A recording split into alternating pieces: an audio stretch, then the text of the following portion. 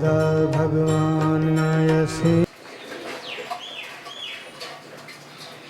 नमो वीतरागाय, नमो अरिहंताणम, नमो सिद्धाणम,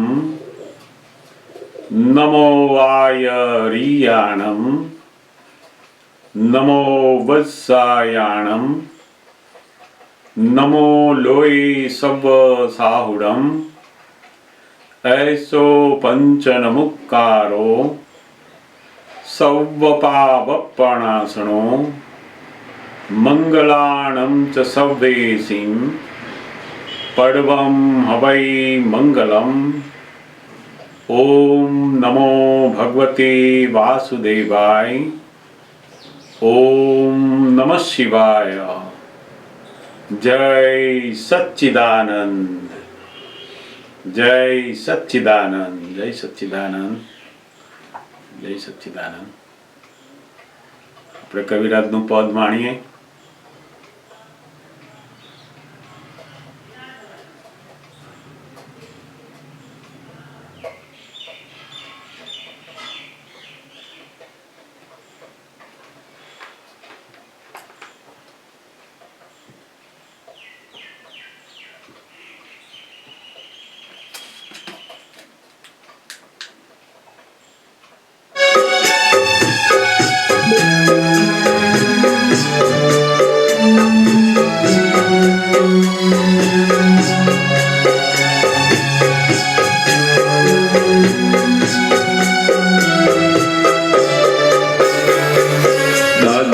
तुम्हारे पावन पथ पर, दादा तुम्हारे पावन पथ पर जीवन अर्पण हो सारा, जीवन अर्पण हो सारा। दादा हमारे जीवन पथ पर, दादा हमारे जीवन पथ पर प्रेरक बल हो साथ तुम्हारा, प्रेरक बल हो साथ तुम्हारा।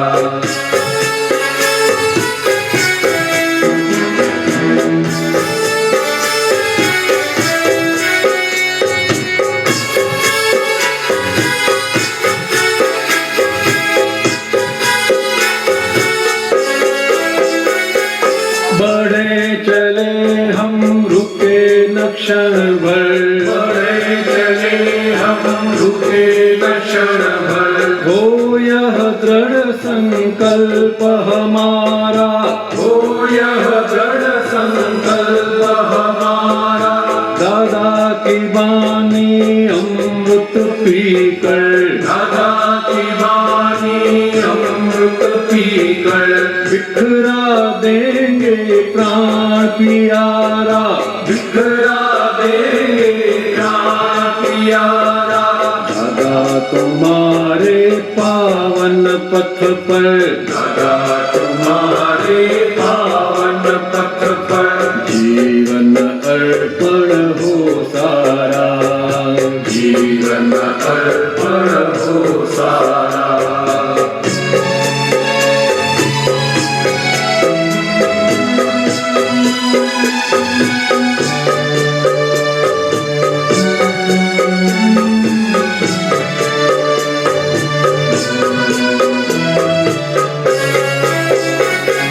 नई दिशाएं नई जगहें, नई दिशाएं नई जगहें, नई हवा हम फैलाए, नई हवा हम फैलाए।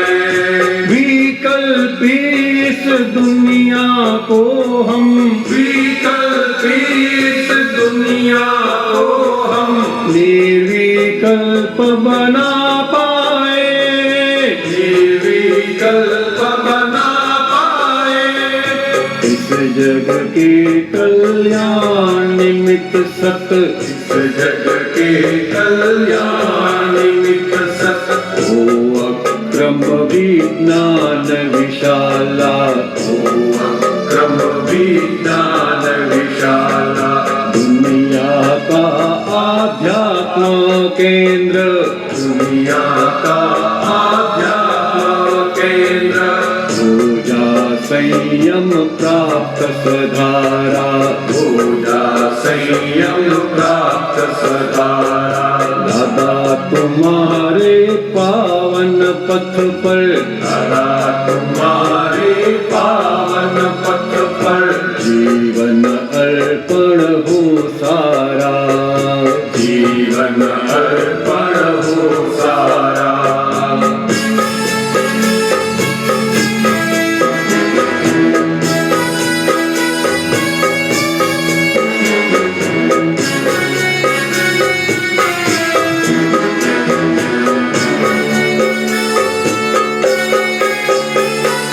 राह में चलते कदम खुदा के, राह में चलते कदम खुदा के। ओ मन वच काया की शुद्धि, ओ मन वच काया की शुद्धि। प्रतिक्रमण की सुभावना से, प्रतिक्रमण की सुभावना से अतिक्रमण हम धोते जाए, अतिक्रमण हम धोते जाए। आत्म दर्पण हो बेदागी, आत्म दर्पण हो बेदागी। हो यह सच पुरुषार्थ सुहाना, हो यह सच पुरुषार्थ सुहाना। पंच परवेष्टि भगवन सन्मुख, पंच परवेष्टि भगवन सन्मुख। अपना ही परमात्मा न्यारा, अपना ही परमात्मा न्यारा। दादा हमारे जीवन पथ पर, दादा हमारे जीवन पथ पर प्रेरक बल हो साथ तुम्हारा, प्रेरक बल हो साथ तुम्हारा।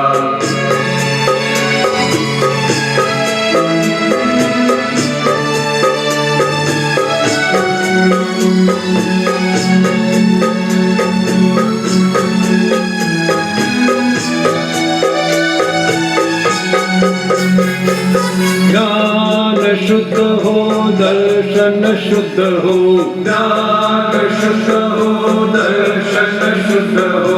चारित्र्यवत बन जाए, चारित्र्यवत बन जाए।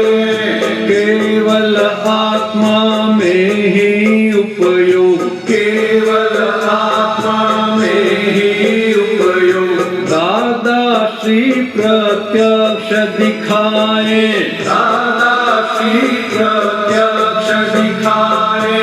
निश्चय की यह नाव न डूबे, निश्चय की यह नाव न डूबे। मिल जाए वरदान तुम्हारा, मिल जाए वरदान तुम्हारा। श्रद्धा की जड़ हर ज्योति से, श्रद्धा की जड़ हर ज्योति से। निकाली व्यवहार हमारा, निकाली व्यवहार हमारा। दादा तुम्हारे पावन पथ पर, दादा तुम्हारे पावन पथ पर जीवन अर्पण हो सारा, जीवन अर्पण हो सारा।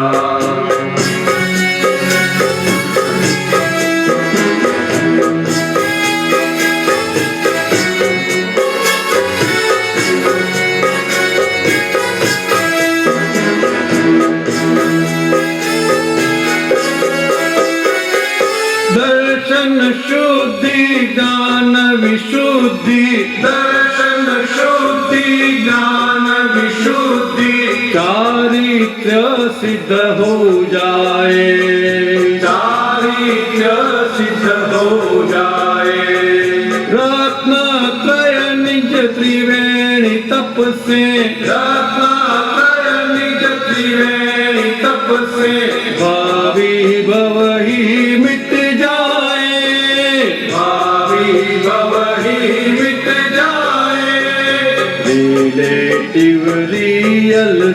देखेगा, रिलेटिव रियल देखेगा। केवल आत्मस्वरूप हमारा, केवल आत्मस्वरूप हमारा। अग्न अनादि रात बीतेगी, अग्न अनादि रात बीतेगी। होगा चार गति में उजाला, होगा चार गति में उजाला।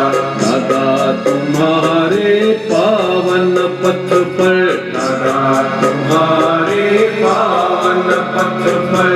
जीवन अर्पण हो सारा, जीवन अर्पण हो सारा।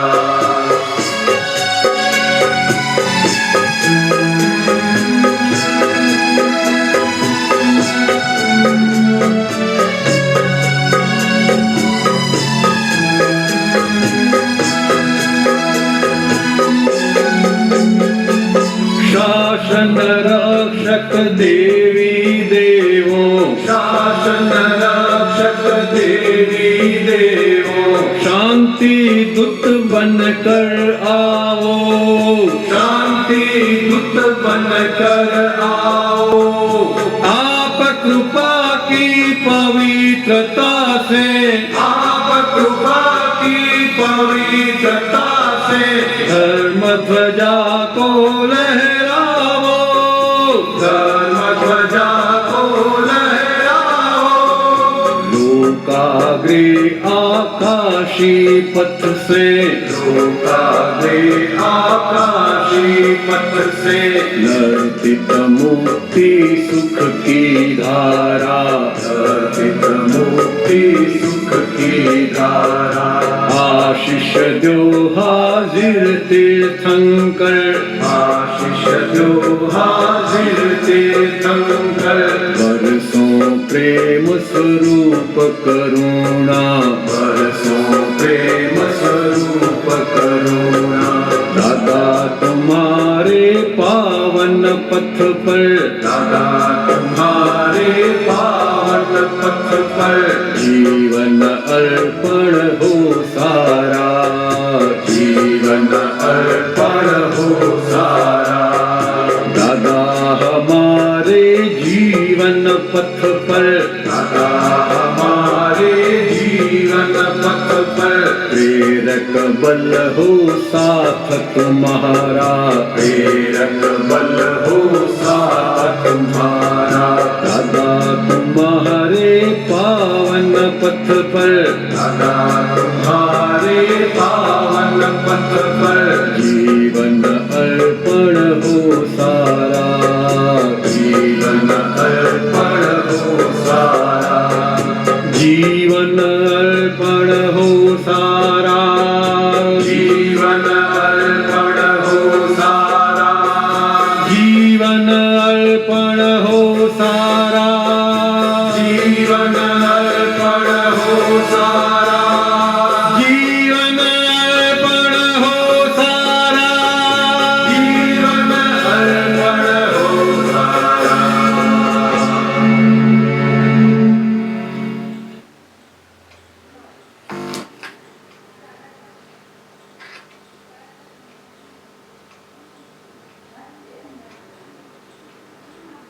जय सच्चिदानंद, जय सच्चिदानंद।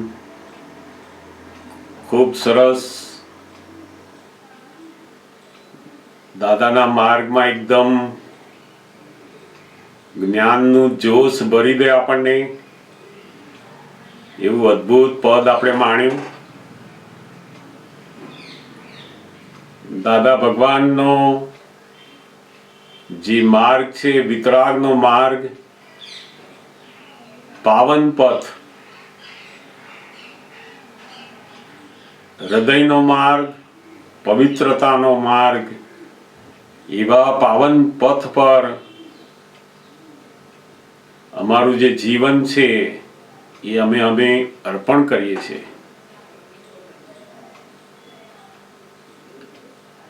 આપણા જીવનની અંદર દાદા ભગવાન નું જ્ઞાન હંમેશા દરેક સંજોગોમાં પ્રેરણા આપતું રહેશે. એક શક્તિ તરીકે આપણી જોડે કાયમ ને કાયમ દરેક સંજોગોની અંદર આપણી સાથે ને સાથે રહેશે. બહુ મોટું પ્રેરક બળ દાદા ભગવાનનું સ્વરૂપ, દાદા ભગવાનનું જ્ઞાન, એમની વાણી, એમના એક એક શબ્દો, એમના બધા જ સત સાધનો એ એટલા બધા આપણને પ્રેરણાદાયક આપે છે કે કોઈ પણ સંજોગોની અંદર આપણે દુઃખી થઈએ નહીં, નિસહાય ના લાગીએ કે મારું શું થશે, શું કરીશું. કારણ કે આખા જીવનની અંદર જુદા જુદા સંજોગોમાં આપણને બહુ મોટા એક પ્રેરણા સ્ત્રોત તરીકે આપણને જ્ઞાની પુરુષની હાજરી, એમનું જ્ઞાન, એમના બધા જ સત્સાધનો આપણને કામ લાગે છે. બહુ જ અદ્ભુત પદ આની અંદર બહુ જ સુંદર એક એક વાક્યો લખ્યા છે.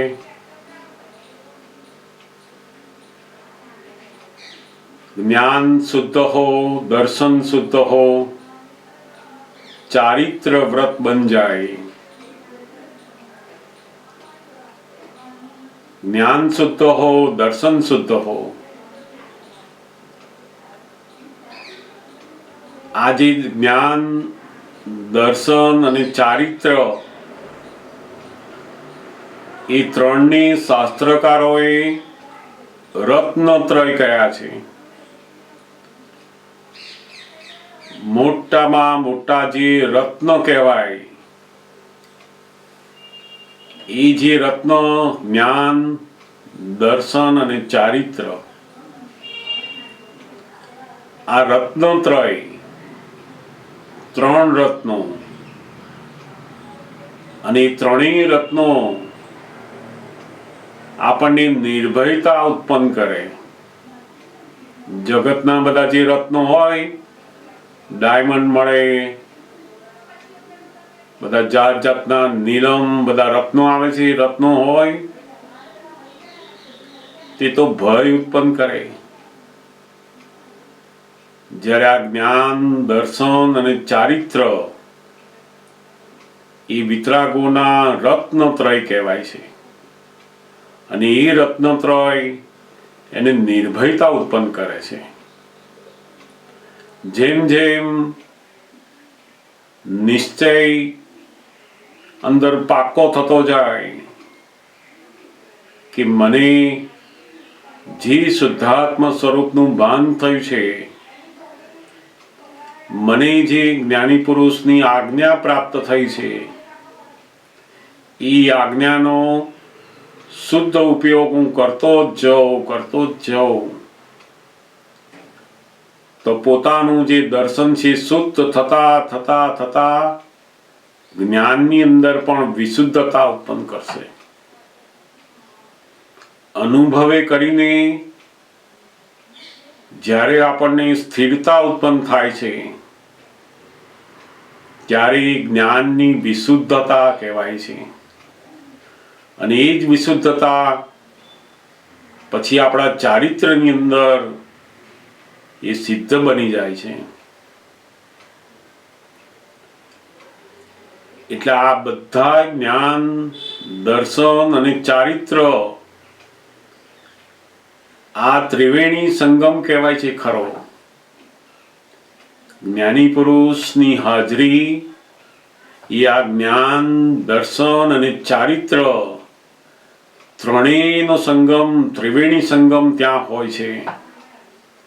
અને એ ત્રિવેણી સંગમની અંદર જો આપણે ડૂબકી લગાવીએ તો આપણા પણ પાપો ભસ્મીભૂત થાય છે. સ્થૂળ અર્થમાં લોકો નદીઓના સંગમની અંદર, ત્રિવેણી સંગમની અંદર જઈને નાય અને એવું માને કે આપણા પાપ ધોવાય છે. વાસ્તવમાં આ જ્ઞાન, દર્શન અને ચારિત્ર જ્યાં ત્રણેયનો ત્રિવેણી સંગમ હોય એવા જ્ઞાની પુરુષની હાજરીમાં બધા જ પાપો ધોવાતા જાય છે. એ કવિરાજે બહુ જ સુંદર આ પદની અંદર વ્યક્ત કર્યું છે કે આપણો ભાવિ ભાવ પણ અહીંયાથી બંધ થઈ જાય. બહુ જ સુંદર. અને જોડે જોડે પ્રાર્થના કરી છે શાસન રક્ષક દેવદેવીઓને કે હે શાસનના રક્ષક દેવદેવીઓ, વિતરાગ ભગવાનનું જે શાસન છે, મહાવીર ભગવાનનું જે શાસન છે, એ શાસનના રક્ષક દેવદેવીઓને અમે પ્રાર્થના કરીએ છીએ કે આ જગતની ઉપર તમે શાંતિના દૂત બનીને આવો અને તમે જોડે જોડે અમને પણ એવી કૃપા વરસાવો અમારા ઉપર કે અમે એટલા સુંદર પવિત્ર થઈ અને આ વિતરાગની જે ધ્વજા છે એને અમે લહેરાઈએ. પક્ષપાતવાળી ધજાઓ નહીં, વિતરાગની જે ધજા છે એને આ જગતની અંદર લહેરાઈએ અમે. એટલા માટે આ શાસન રક્ષક દેવદેવીઓને પ્રાર્થના પણ કરીએ છીએ.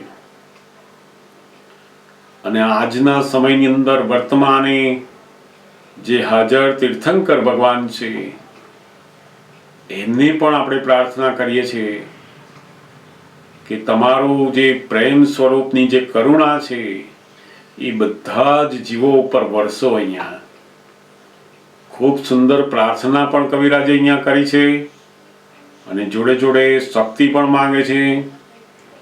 અને દાદા ભગવાનનું અલૌકિક જ્ઞાન એ આપણા જીવનની કેવી રીતે પ્રેરણારૂપ બને છે એ દરેક લાઈનમાં એમણે વ્યક્ત કર્યું છે. ખૂબ સુંદર પદ પણ સાંભળ્યું આપણે. મને જે પ્રશ્ન મોકલ્યો છે એ પણ વાંચીએ આપણે, અને તમારામાંથી બીજો કોઈ પ્રશ્ન હોય તો એ પણ લેતા જઈશું.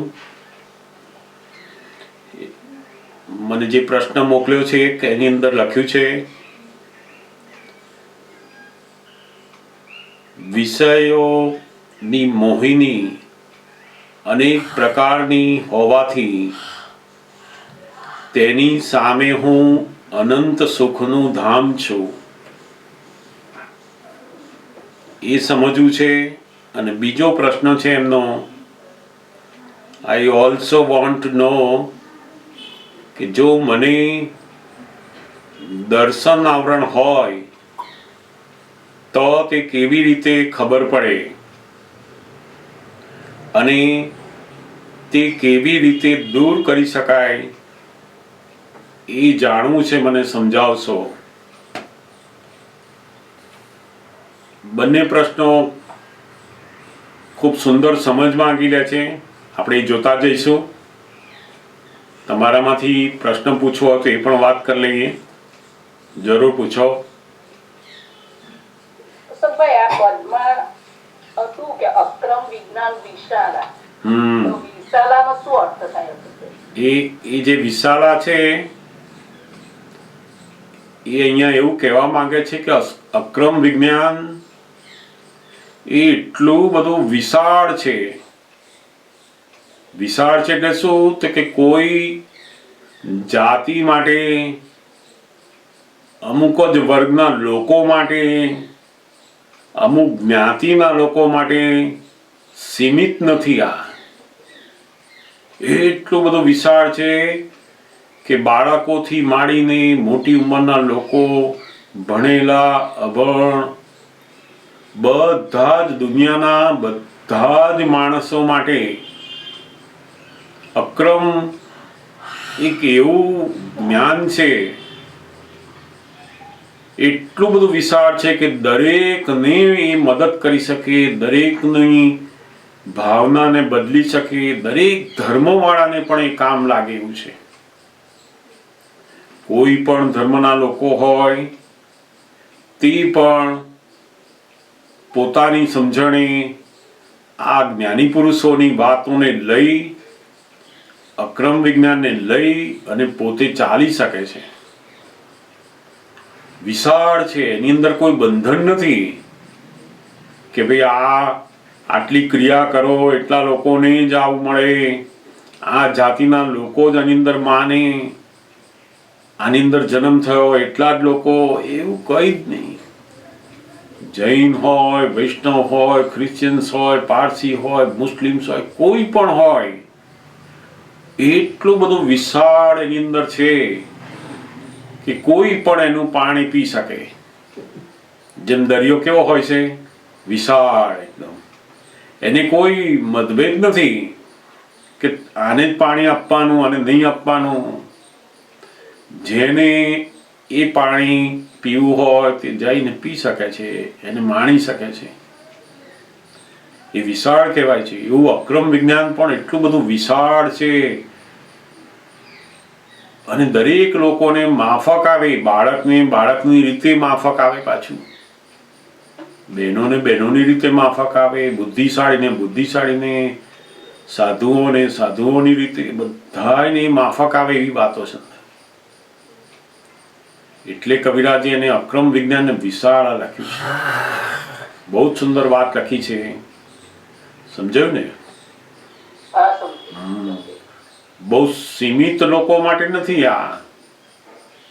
અમુક વર્ગના લોકો જ એને પામી શકે. જે લોકો આટલા વર્ષ આમ કરે તો જ પામી શકે એવું કંઈ જ છે નહીં. આમાં વિશાળ છે. આ તો કોઈ પણ માણસ જેમ દરિયાનું સમુદ્રનું પાણીને પી શકે છે એમ અક્રમ વિજ્ઞાનને પણ એ પામી શકે છે. સમજાય નહીં? એ કોઈ માલિકી વગરનું અને દરેકને કલ્યાણ કરે એવું આ છે. એટલે કવિરાજને વિશાલા કહ્યું છે એને.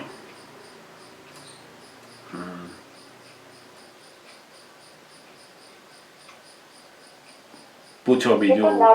એમાં એ જ પદમાં હતું કે નર્તિત મુક્તિ સુખ એ નહીં. હા, એટલે એ દેવદેવીઓને પ્રાર્થના કરે છે, કારણ કે દેવદેવીઓ એ આપણા લોક અને અલોક, એ જે આખા બ્રહ્માંડનો જે ભાગ છે એના લોકની અંદર જે અગ્રસ્થાન છે ઉપરનું, એ દેવલોક છે. ત્યાં તો એમને પ્રાર્થના કરે છે દેવલોકને લોકાગ્રહથી કે તમે ત્યાંથી એવી મુક્તિ સુખની ધારા, લોકોને એવો આનંદ ત્યાંથી પ્રાપ્ત કરાવો આમ કે આ પૃથ્વીના બધા જ જીવો પોતાના દુઃખ ભૂલી જાય. હવે એ ધારા પાછી કેવી? નર્તિત એટલે નૃત્ય કરતી આમ આવતી હોય. આમ ધારા બે જાતની, એક વહેતી ધારા અને બીજી નર્તિત એકદમ તોફાન કરતી કરતી. જ્યારે નદી આવે ને તો બધા દુઃખો તોડીને તમને અંદર પેસી જાય. તમે બાયણું બંધ રાખ્યું હોય ને તો પણ એ તોડીને પેસી જાય. એ નર્તિત સુખની ધારા છે. અને પેલી જે વહેતી ધારા હોય ને એ તો જેનું ખુલ્લું હોય એ બાજુ જાય, એને નર્તિત ધારા ના કહેવાય. એટલે કવિરાજે એક એક શબ્દ બહુ જ અદભુત અદભુત લખ્યા છે એની અંદર. આ નર્તિત સુખ ધારા એટલે એવી સુખની ધારા ત્યાંથી આવે કે બધાના હૃદયને ખોલીને બંધ કરનારો હોય એનું ખોલીને અંદર પેસી જાય એ સુખ. એટલે કવિરાજે બહુ અદભુત આ ભાવના અંદર કરાઈ. અને એમના પદોની જે બુક હોય એનું નામ પણ છે મુક્તિ સુખ. એટલે કવિરાજે અહીંયા લીધું છે મુક્તિનું સુખ. એટલે આ પદો પણ એવા છે, તમે કોઈ પણ જગ્યાએ ગાઓ પદ તો ગમે તે ધર્મના લોકો હોય, ગમે તે માનનારા લોકો બધા હોય, પણ દરેકની અંદર આનો જે આનંદ છે ને એ અંદર પેસી જ જાય એને. આ મુક્તિ સુખ એ પદો પણ છે અને એ પદો દ્વારા પેલાને મુક્તિ સુખ અંદર ઉત્પન્ન પણ કરાવી દે છે પાછું. આજના સમયમાં માણસને સુખ કરતા દુઃખ ભૂલવું બહુ અઘરું છે. સુખની વાત તો પછી પોતાના દુઃખોને ભૂલવા માટે જ એટલા બધા સાધનો, એટલા બધા પ્રયત્નો કરતા હોય અને દુઃખ ભૂલાય નહીં. એટલે દાદા ભગવાને કહ્યું કે આજના માણસોનું જે સુખ છે ને એ તો બે દુઃખ વચ્ચેનો ઇન્ટરવલ છે. એક દુઃખ અને બીજું દુઃખ વચ્ચેનો જે રિસેસ પડે ઇન્ટરવલ, જેમ પેલી મૂવીમાં કેવો ઇન્ટરવલ આવે પછી પાછું મૂવી શરૂ પાછું, એવું આ દુઃખ નો થોડોક ઇન્ટરવલ આવે ને ત્યારે પેલાને સુખ લાગે છે. બાકી તો દુઃખનું મૂવી જીવનભર ચાલ્યા જ કરે છે ને. અને એવા જીવનની અંદર જો આ દુઃખને બિલકુલ ભૂલાઈ દે, નષ્ટ કરી દે, અંદરથી દુઃખ ઉત્પન્ન થતું બંધ કરી દે એટલો સમય, એ તો બહુ મોટી આ મુક્તિ સુખની ધારા કહેવાય. મુક્તિ સુખ આ દુઃખો ની અંદરથી મુક્ત કરે આપણને એવી ધારા. અને તે પણ નર્તી એટલે એકદમ આમ નૃત્ય કરતી આનંદપૂર્વક એવી આવે કે બંધ બારણાને પણ તોડીને સુખ પહોંચી જાય અંદર. ઘણા લોકો નથી હોતા કે હું તો દાદા ભગવાન પાસે ખાલી એમનો દર્શન કરવા જ આવેલો,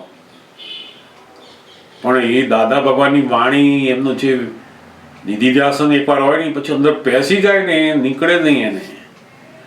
કારણ કે પેલી નર્તિત મુક્તિ સુખ ધારા છે આ બધી, એ એના હૃદયની અંદર પેસી જ જાય. એને ના પેસાડો તો બેસી જાય. કારણ કે ધારા પેલી નર્તિત નૃત્ય કરતી ધારા છે. એટલે બહુ અદભુત આ કવિરાજે પદોની અંદર લખ્યું હોય છે. જેમ જેમ આપણે એને જોતા જઈએ, સમજતા જઈએ તો અહો થયા કરે કે કવિરાજે પણ બહુ જ મોટો જગત ઉપર અદભુત ઉપકાર કર્યો છે. આ જગત એ જ્યારે જાણશે, જગત જ્યારે આ પદો ગાશે ત્યારે તો નાચી ઉઠશે લોકો.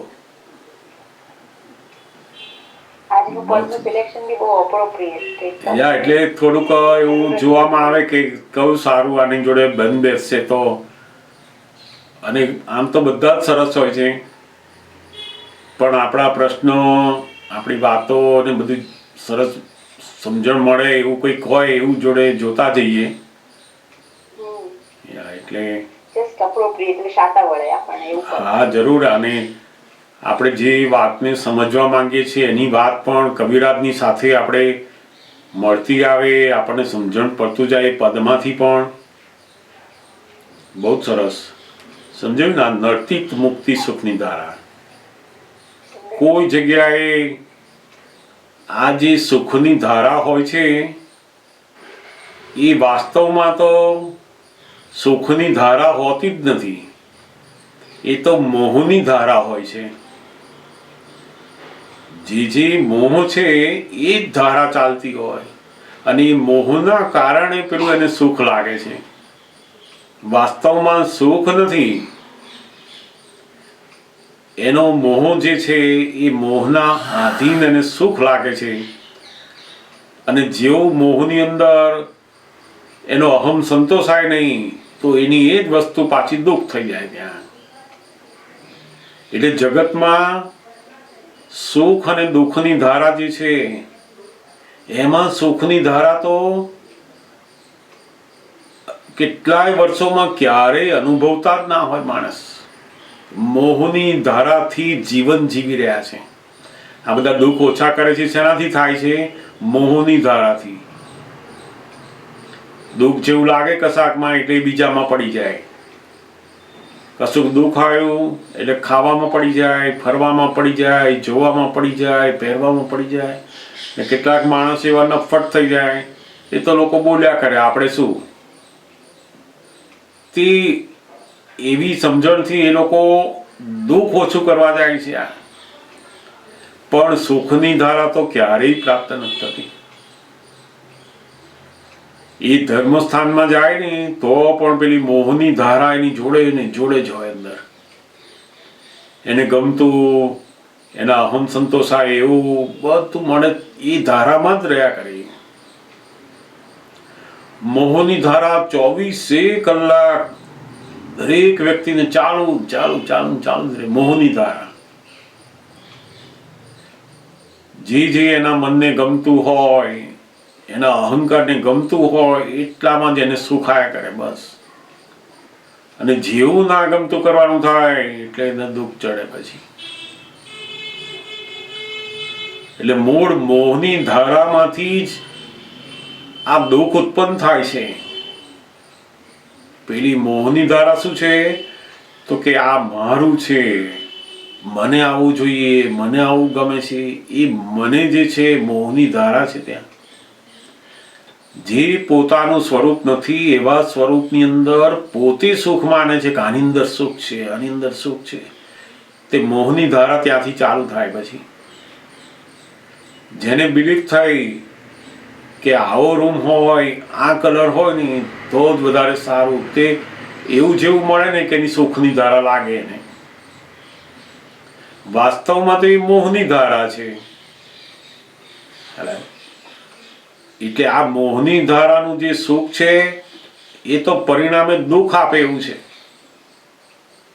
જ્યારે વાસ્તવમાં જે સુખની જે ધારા છે એ તો જ્યારે આ જગતની વાસ્તવિકતા ખબર પડે પછી શરૂઆત થાય છે. આ દુનિયાની વાસ્તવિકતા, પોતાના સ્વરૂપની વાસ્તવિકતા એ જ્યારે એને સમજમાં આવે છે પછી જ સાચા સુખની ધારા શરૂ થાય. નહીં એ સુખની ધારા શું કરે તો કે પેલો મોહ ઓછો કરે. જેવો મોહ ઓછો થયો ને કે પેલી દુઃખની ધારાઓ બધી બંધ થવા માંડે. બહુ અદ્ભુત વૈજ્ઞાનિક રીતે અંદર પ્રોસેસ ચાલી રહ્યો હોય છે. આપણને દાદા ભગવાને બિલકુલ આ દુઃખને ખસેડવાનું, કાઢવાનું, બંધ કરવાનું કશું કહ્યું નહીં.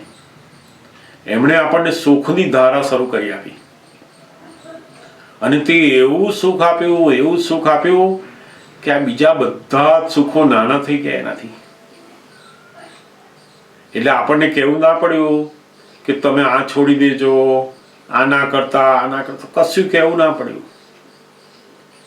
એનાથી સુપીરિયર જે સુખ હતું એની ધારા આપણી અંદર શરૂ થઈ ગઈ. અને એ અનુભવે કરીને આપણને ફિટ થઈ ગયું કે સુખ એ મારી અંદર જ છે, બહાર છે નહીં. ને તે એવું ફિટ થાય નહીં જ્યાં સુધી આપણને અંદર સુખની ધારા ઉત્પન્ન ના થાય ને ત્યાં સુધી આ બહાર વિનાશીમાં સુખ નથી એવું થાય જ નહીં. બોલે ખરો પણ અંદર થાય નહીં. એ ક્યારે થાય તો કે પોતાના સુખનું જ્યારે શરૂઆત થાય અંદર, પોતાના સ્વાભાવિક સુખનું, ત્યારે જ પેલી ધારા બંધ થાય બહાર. એટલે બહુ દાદા ભગવાને અદ્ભુત આ વૈજ્ઞાનિક એકદમ પ્રયોગ આપણી અંદર મૂકેલો છે. એક એક નાની નાની વસ્તુઓ એટલું બધું અંદર વિજ્ઞાન મૂકી અને આપણી અંદર કામ કરી રહ્યું હોય છે. અક્રમ વિજ્ઞાન એ બહુ અદ્ભુત કહેવાય ને કે તીર્થંકરોને પણ આશ્ચર્ય થાય એવું વિજ્ઞાન છે. આ તો બહુ આટલા બધા મોહની અંદર પણ પોતાને દુઃખની ધારામાંથી સુખની ધારામાં લાવે છે. કળિયુગમાં તો કોને કળ વળતી હોય, પૈસા હોય, ઘરબાર હોય, બધું જ હોય, છોકરા છોકરીઓ હોય, બધું જાત જાતનું હોય, પણ માણસને આ કાળની અંદર કળ જ વળે નહીં ને. કળિયુગનું જે વાતાવરણ, કળિયુગના કર્મો એને કળ વળે નહીં. અને એમાં સુખની ધારા ઉત્પન્ન થવી એ તો બહુ મોટી વસ્તુ છે. આશ્ચર્ય કહેવાય એને. એટલે દાદા ભગવાને આ બહુ અદ્ભુત આપણી અંદર મુક્તિ સુખની ધારા ઉત્પન્ન કરી દીધી છે. કોઈ પણ આપણને કંઈ પણ અણગમતા પ્રસંગો બને, આપણું ધારેલું ના થાય, એવા સમયે પણ આપણી અંદરનું જે સુખ છે એ જાય નહીં. મુક્તિ સુખની ધારા છે. બહારના સંજોગો ગમે તેટલા દુઃખ જેવા લાગે, ગમે તેટલું થતું હોય, પણ પોતાની જે અંદરની સુખની ધારા છે એ બંધ થાય નહીં. ઓછું વધતું લાગે કે ઓહો હમણાં ઓછું સુખ આવે છે, હમણાં આ બધું બીજું શરૂ થયું, પણ એની જે ધારા એકવાર શરૂ થઈ એ બંધ થાય નહીં. જેમ આ જમીન બધી હોય ને, જમીનની નીચે નદીઓની બધી ધારા ચાલતી હોય, અને આ લોકો જે કૂવા ખોદતા હોય તો કૂવો ખોદે ને તો અંદરથી જ પાણી આવે છે. એ પાણી ક્યાંથી આવે છે? તો કે નીચે આખી એની ધારા ચાલતી હોય છે બધી, અને એ ધારા જ્યાં ચાલતી હોય ને ત્યાં એને ખોદવામાં આવે ને તેનું પાણી સરસ એકદમ આવી જાય એ ધારાનું. તેવું દરેક જીવની અંદર પોતાના મુક્તિ સુખની ધારા તો છે જ, પણ આ પેલું જે આવરણ છે આ જમીનોના, એ આવરણોના લીધે મોહની આવરણને લીધે પેલી મુક્તિ સુખની ધારા નીચે દબાઈ ગઈ છે. જ્ઞાની શું કરે? ડ્રીલ કરી નાખે છે એને, પેલું આવરણ ખસેડી નાખ્યું. જેવું આવરણ ખસ્યું કે પેલી નીચે ધારા ચાલતી હતી ને એ તરત એની મેળે ઉછાળો મારીને પાણી બહાર આવે છે અંદરથી, અને ત્યારે એને થાય કે ઓહો આવો ઉલ્લાસ, આવો આનંદ મારી જિંદગીમાં મેં ક્યારેય માણ્યો નથી. કારણ કે આખી ઉપરની જે જમીન છે તો નરી સુક્કી થઈ ગઈ હોય, દુઃખોથી ભરેલી, અને એની અંદર આ નીચે પાતાળમાંથી જે ધારા હતી ને ખુલ્લી થઈને ઉપર આવે ત્યારે તો કેવો એનો આનંદ આવે. તે એવી જ પ્રક્રિયા આપણી અંદર થઈ રહી છે. આ જે બહાર સાયન્સ છે ને એ જ સાયન્સ આપણી અંદર પેલું ચાલી રહ્યું છે આ મુક્તિ સુખની ધારામાં. અને બહુ દાદા બાબાને અદ્ભુત આ આશ્ચર્ય સર્જ્યું છે આપણી અંદર. જેમ જેમ આપણને સમજાતું જશે એમ થશે કે ઓહો અદ્ભુત કહેવાય, અદ્ભુત કહેવાય. તમે અજ્ઞાન બુદ્ધિ બી કેટલું જબરજસ્ત તોફાન કરે, એની સામે હું સિદ્ધાર્થમાં છું કે અનંત સુખનું નામ છે એ હાજર થાય, સાતા તો વળે, પણ પેલું જોર કેટલું જબરજસ્ત છે. એ તો જબરજસ્ત એનું જોર પણ હોય, કારણ કે કળિયુગ છે. એટલા બધા કર્મો, બધા હિસાબો અને અનંત કાળનું જે અજ્ઞાન એ બધું ભરીને લાયેલા હોય, અને એની સામે પેલી મુક્તિ સુખની ધારા ઉત્પન્ન થઈ, પણ જોડે જોડે એનું જોરે ચાલે ને. પણ છતાંય એક વખત પોતાની અંદરનું જેને સુખ ચાખ્યું છે એને એક વસ્તુ ડિસાઈડ થઈ ગઈ કે આ બહાર છે એની અંદર સુખ છે જ નહીં, એવું ડિસાઇડેડ થયું.